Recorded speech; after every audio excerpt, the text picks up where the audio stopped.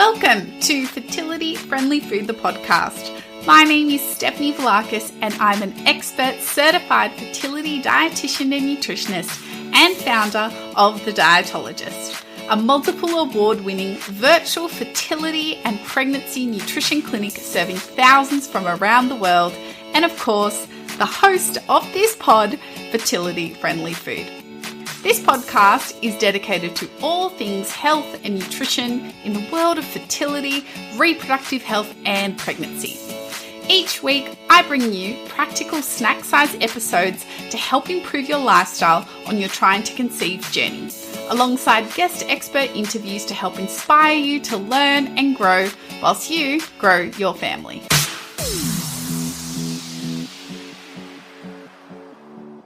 Welcome back to the podcast. And now that we are out of March and Endometriosis Awareness Month, we are back to regular programming, and I can hardly believe I haven't done a podcast episode on this topic before.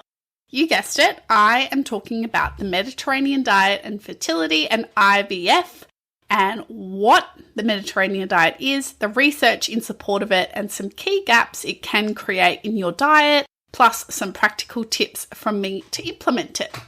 Just before we dive right on into this topic, which I know will be super popular, I want to answer a question from our community. P.S. If you want to submit a question to the pod, feel free to fill in a 30-second question form that is always linked in the show notes for you, or drop us a voice memo on Instagram at @the_dietologist. We love receiving your questions and answering them for you in this long form format on the pod. So this question is all about olive oil. Is olive oil safe to cook with? I thought you should only reserve this oil for salads and dressings only, not cooking, due to the smoke point. But I notice you recommend cooking with it. Great question. This is probably one of the most common myths about extra virgin olive oil, is it being not good to cook with, and it is a big fat myth. See what I did there, punny, because olive oil is full of healthy fats?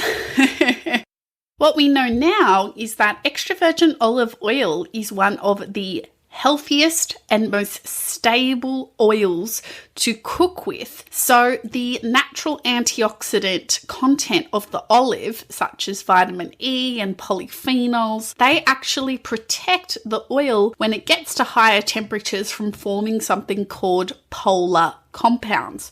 Now, polar compounds and also the formation of trans fats is what we should actually be looking at when we're talking about oil stability, safety, and health with cooking, rather than the smoke point. So smoke point is a bit of a false marker to look at with oil, especially when cooking.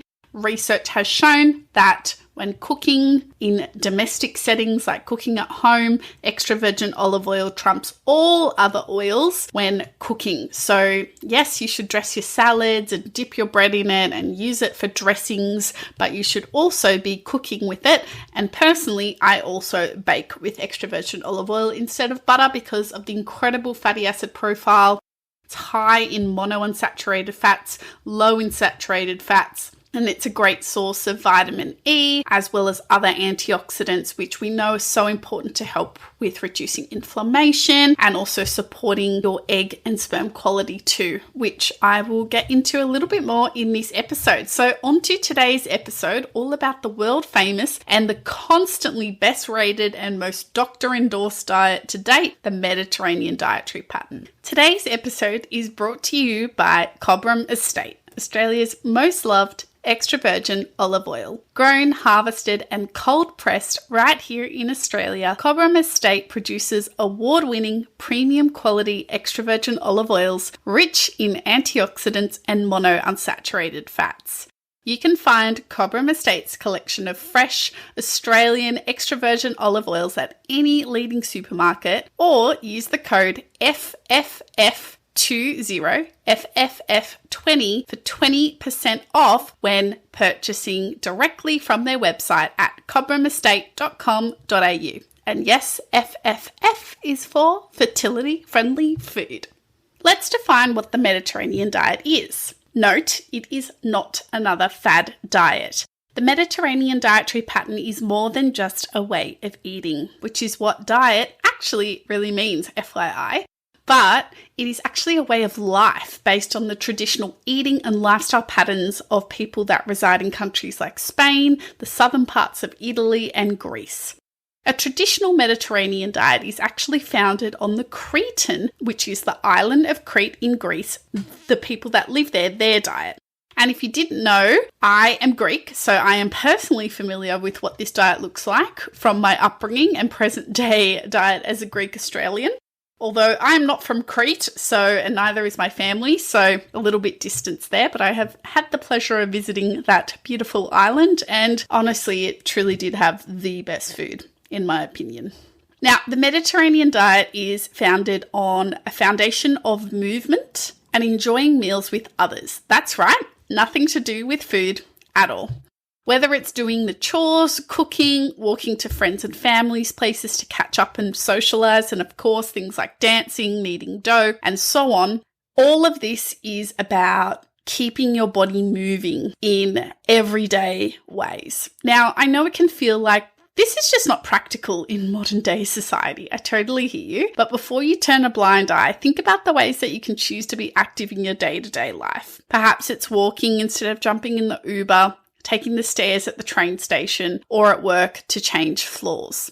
And practicing social engagement regularly and especially with meals. That's right, the Mediterraneans don't scoff their breakfast in the car on the way to work or sitting in front of their laptop like a to-do list item. They sit down with friends, family or colleagues to eat and share a meal together, talk, laugh, connect, and unsurprisingly, this is pretty beneficial to our digestive health. Hello, proper chewing.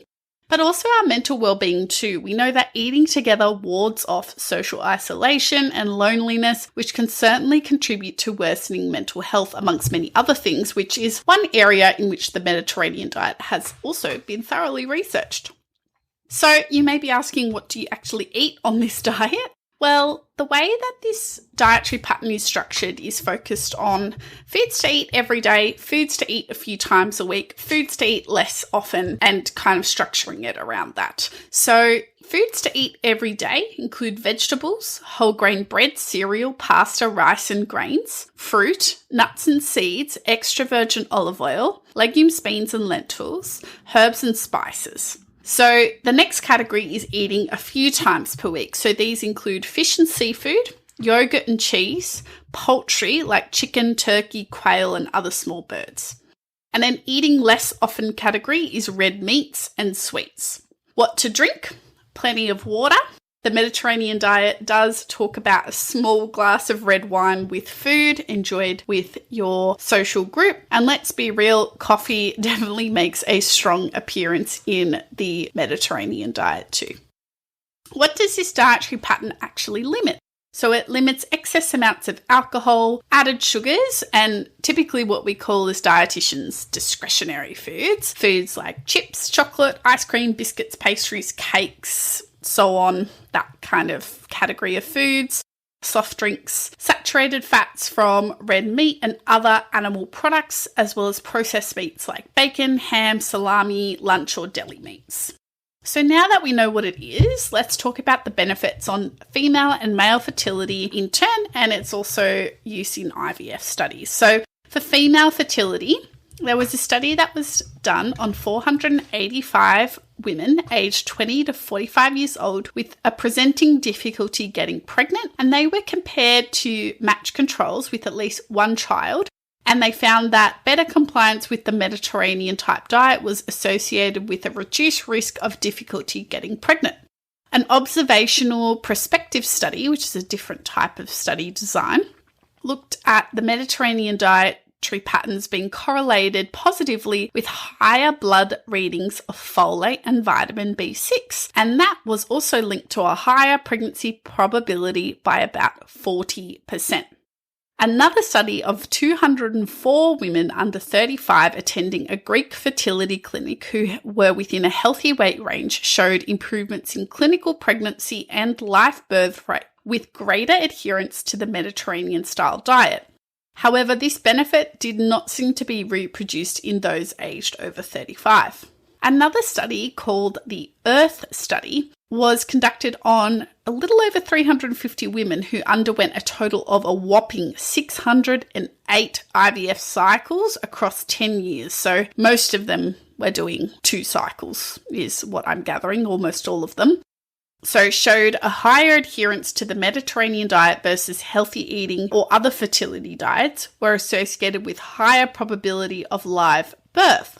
So that all to say, from the research, what we can understand is that people that comply more closely to the Mediterranean style diet are more likely to experience better success with conceiving, whether that be IVF or unassisted conception. However, it is not going to necessarily overcome the age-related fertility factor, which, I think unless medicine advances, we're not going to overcome, most likely with a diet.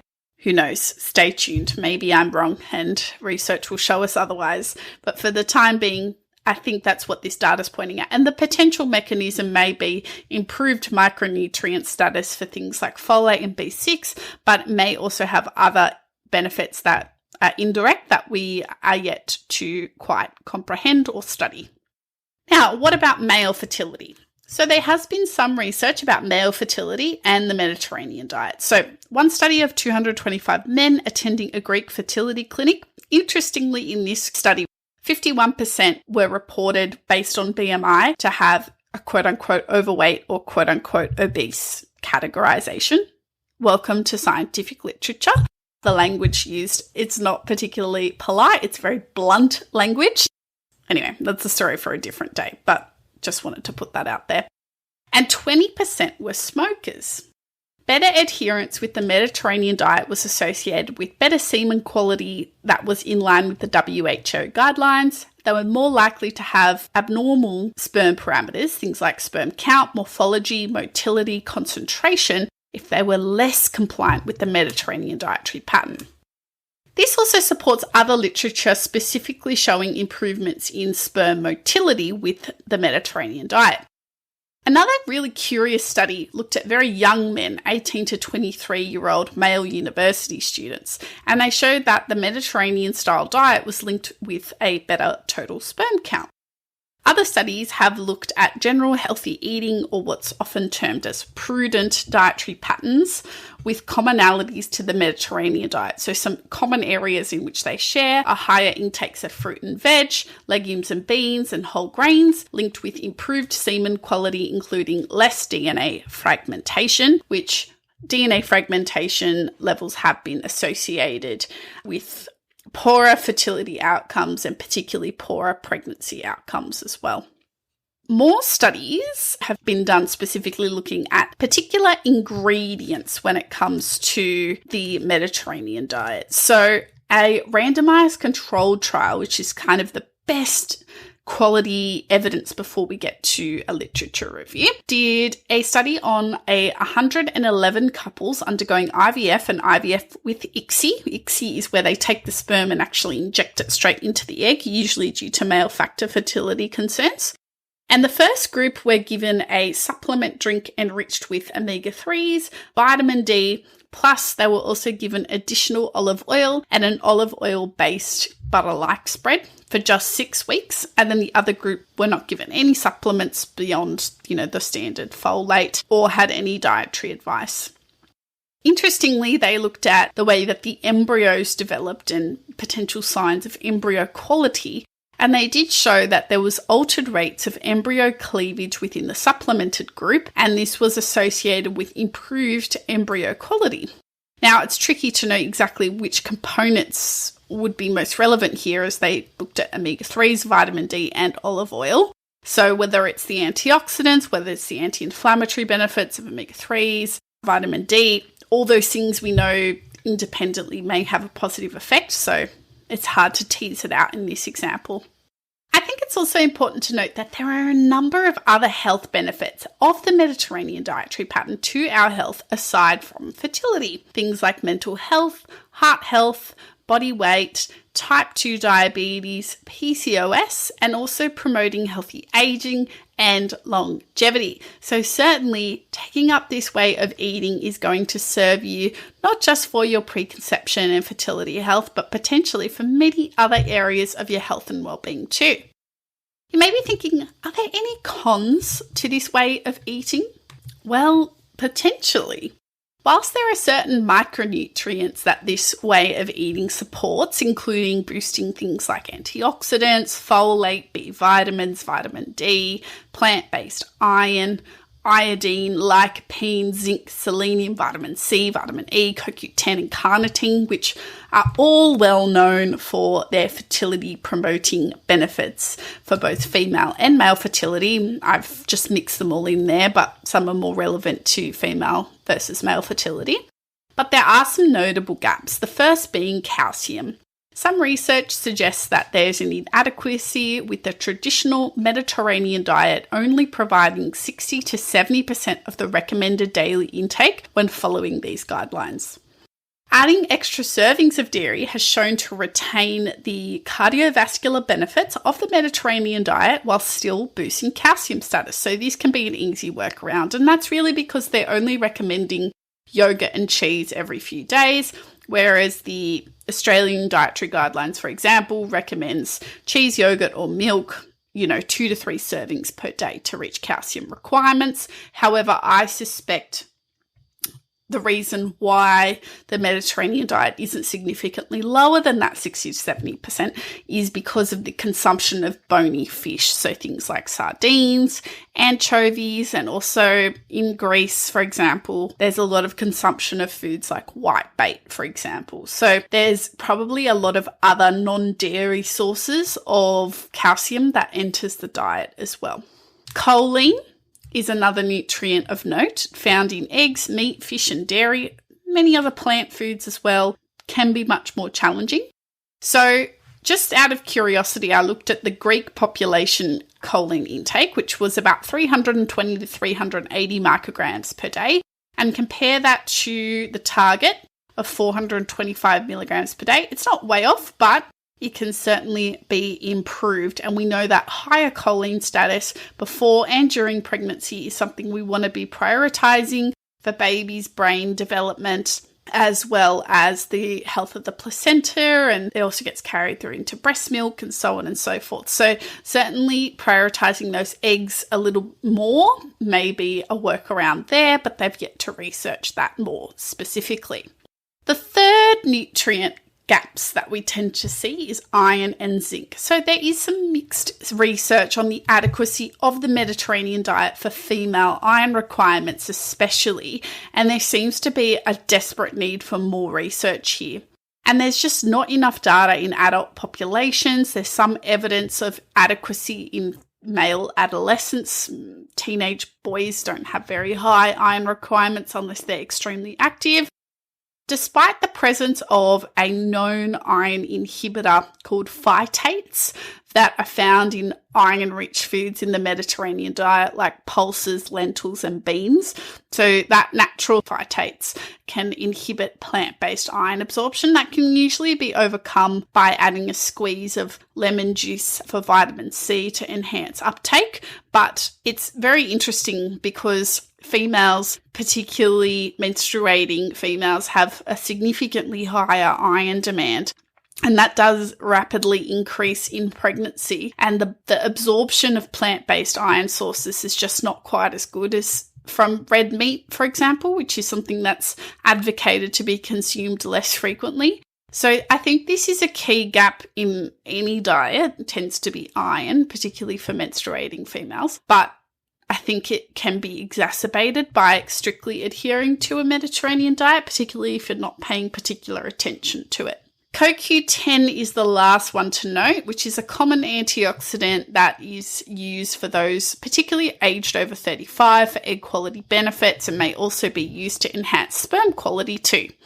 Interestingly, this has been researched and they have done some trials where they've done the Mediterranean diet and then added some extra CoQ10. However, it wasn't done in a fertility context. It was actually done with a small group of elderly men and women, and they did show an improvement in reducing oxidative stress, which is one of our markers of inflammation. And we know that too much oxidative stress can hurt both eggs and sperm. So no studies yet in the fertility space, but I thought that was interesting to note nonetheless. You may be thinking the practicalities of eating in line with a Mediterranean style diet. You may be thinking, I don't want to eat Italian, Spanish or Greek food every night or even at all. Is that what is necessary to follow a Mediterranean style diet? The short answer is, you can if you want, but you don't have to. You can absolutely enjoy modern Australian, Chinese, Vietnamese, Indian, or Korean meals, applying a Mediterranean principle. Yes, it may lose a little bit of its cultural mainstay fat of peanut or sesame oil, ghee, or coconut milk. Substituting that with extra virgin olive oil is your best bet if you are going to regularly consume these types of meals. You can overcome the taste issue of olive oil in these meals. Personally, I don't taste olive oil anymore because I don't know any different. But I do know that for many people, switching from something like ghee or coconut oil to olive oil is going to affect the flavour of the dish, which is totally understandable. So you can start to transition by mixing and using a lightly flavoured extra virgin olive oil, which is light in flavour, not on the fats. So just keep in mind they use a different type of olive for that particular blend. What I would recommend is not abandoning one for the other right away, particularly if your taste buds haven't quite yet adapted. And it doesn't mean that, if your mom or dad or in-laws bring over a traditional dish that's made with one of these other types of fats that you can't eat it or you should reject it. Of course not. But if you're looking to kind of tweak and align some of the way that you eat to different cuisines whilst using these Mediterranean style principles, you do need to be perhaps a little bit flexible and creative in the way in which you go about that. But obviously, I'm a big advocate for keeping some of your cultural foods, so there is no need to completely, strictly cut anything out that's not the Mediterranean style ethos at all. Now, you may need to ease into it, but in the long run, your heart and your body will thank you for it, as this is the most antioxidant-rich oil. It's the best to cook with at home and provides an excellent fatty acid profile to support your health and fertility. My top practical tips to implement a Mediterranean-style diet today for your fertility is: number one, despite the inclusion of red wine in the dietary pattern, it's probably best to abstain from alcohol when trying to conceive for both females and males. 1 to 3 months minimum prior to active conception, actively trying, or IVF. 2, focus on the daily foods category first and foremost. If you're eating more meat or chicken to start with, don't fret, just get started with adding plenty of fruit, veggies, nuts, seeds, legumes and beans, whole grain, of course extra virgin olive oil and herbs and spices. Use extra virgin olive oil exclusively to cook with, dress salads with, bake with. Soon I'm going to be posting a delicious baking recipe with a lemon olive oil cake to our Instagram page at @the_dietologist, featuring, of course, Cobram Estate extra virgin olive oil. So stay tuned for that one. Cobram Estate's Instagram page also has so much recipe inspiration as well. Their handle is @Cobram Estate, and I'll leave that linked for you down below too. My next tip is to cook from home. This is strongly encouraged on the Mediterranean dietary pattern. Takeaways are likely to not utilize extra virgin olive oil, contain significantly more saturated fat, salt, sugar, and contain fewer servings of veggies.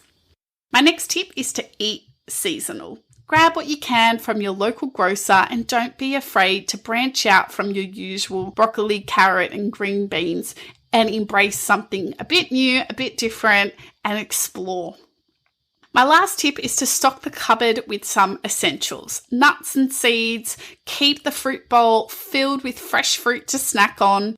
Have Greek yogurt in the fridge for a dessert, topped with a little honey and some walnuts if you wish, or you can blend these into a yummy summer icy bowl as well. That's another hack that I like to give, especially after dinner. There is nothing better than something cold to snack on before bed. I'll leave some links to how to stock your pantry for a Mediterranean-style diet, a blog article I wrote previously about the Mediterranean diet for fertility, and also our Mediterranean meal plans for fertility down below as well. What and how you eat has a profound effect on your physical and your mental health. The Mediterranean diet with extra virgin olive oil at its heart is one of the most studied dietary patterns and comes out as a clear winner for your health. You gain maximum benefit from about 2 to 3 tablespoons of extra virgin olive oil a day, and by teaming your oil with vegetables, you get a double whammy effect, as the extra virgin olive oil can help better absorb some food components found in vegetables, e.g. glucosinolates found in broccoli and carotenoids found in carrots. Cobram Estate produces the highest quality extra virgin olive oil you will find on the supermarket shelf. Founded by 2 Australian farmers with a passion for quality, their olives are harvested and cold pressed in northwest Victoria within 4 to 6 hours to deliver exceptional freshness and taste. When it comes to extra virgin olive oil, the fresher it is, the better it is for you.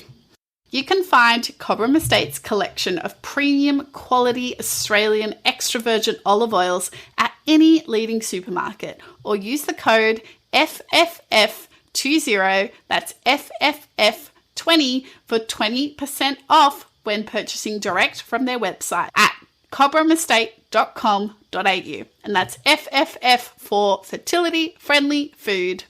In summary, the Mediterranean dietary pattern is a generally safe and reliable dietary pattern to adopt to support both female and male fertility. However, it's not without its potential little potholes nutritionally, namely choline, calcium, iron, zinc, and CoQ10. They may need some particular TLC and refinement based on your individual scenario. So I encourage you to reach out if you need further support. The link to work with us, as always, is in our show notes. Thanks so much for tuning into today's episode. Don't forget to hit follow on whatever app you are currently listening to this podcast on. Leave us a 5-star rating and review on Apple Podcasts or a 5-star rating on Spotify. It makes such a difference to our little podcast, reaching more people. And don't forget to share it with someone who would find it useful too. Until next time.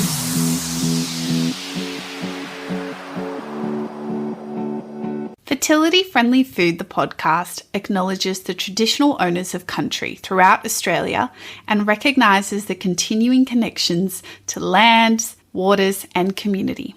We pay our respects to First Nation cultures and to the elders past, present and emerging, and extend that respect to all First Nations people tuning in today. This podcast is recorded on the land of the Gadigal people of the Eora Nation.